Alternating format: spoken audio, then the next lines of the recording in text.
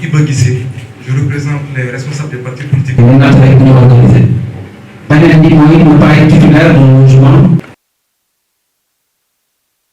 La diaspora sénégalaise, c'est une vaillante diaspora, c'est une diaspora active et actrice de développement. La diaspora sénégalaise, vous le savez tous, envoie environ 1200 milliards sur les frais de transfert d'argent. Sur les transferts d'argent, c'est 13,6% de notre PIB. Et donc, nous avons une diaspora qui finance la consommation des ménages, qui envoie plus de 2 fois l'aide publique au développement, des ressources beaucoup plus stables que les investissements étrangers, puisque n'étant pas soumis à des conditionnalités de retour.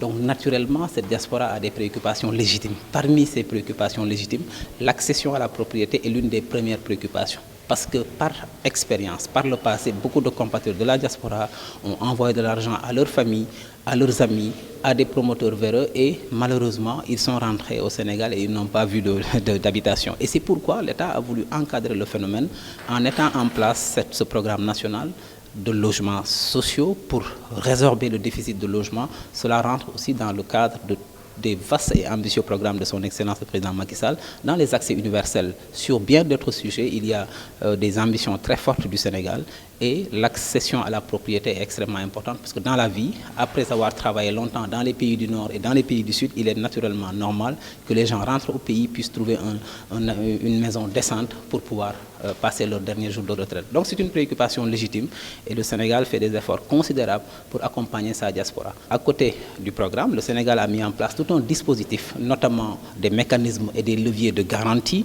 avec le Fonds de l'habitat social qui apporte une garantie, organise les compatriotes de la diaspora pour qui se constituent en coopérative. C'est le cas du Mali aujourd'hui que nous félicitons. Il faut savoir que la FASEM, Fédération des associations sénégalaises au Mali, est la première fédération qui a été mise en place dans la diaspora, c'est-à-dire partout dans le monde. C'est la première fédération. Ça, j'en profite pour féliciter son Excellence, Monsieur l'ambassadeur Biram Mbagnick Diagne, qui a pu fédérer toutes ces associations pour que ça soit autour de cette fêtière. Maintenant, par cela, ils ont comme projet premier de mettre en place la coopérative d'habitat qui fait l'objet du déplacement du ministre des Logements et de la mutuelle de santé. Ce qui intéresse le chef de l'État, c'est le bien-être de ses compatriotes sénégalais à travers le monde. En fait, c'est une très bonne initiative pour les jeunes parce qu'actuellement, on a besoin de logements. Donc si le ministre est venu ici et fait ce projet-là, donc ça nous fait plaisir et énormément qu'on est tellement content de ça, parce qu'il y a des jeunes qui ont besoin de ça. Donc si le ministre est venu pour mettre le projet envers Mali, donc là on est tellement content. Les conditions, c'est un peu compliqué parce que c'est pas que sur la tête tu expliques ça tout, mais en tout cas c'est des logements qu'ils ont bien. Il y a 2 chambres salon, il y a 3 chambres salon et le prix c'est adorable aussi parce que on dit c'est 12 millions à payer en 25 ans.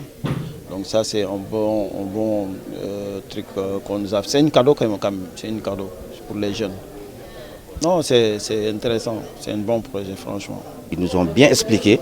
Je crois que tout le monde a compris aussi. On remercie aussi le président Macky Sall.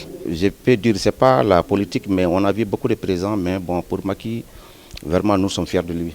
Parce que du fait que le 100 000 logements pour les Sénégalais, les 20% aussi pour la diaspora, les Sénégalais de l'extérieur.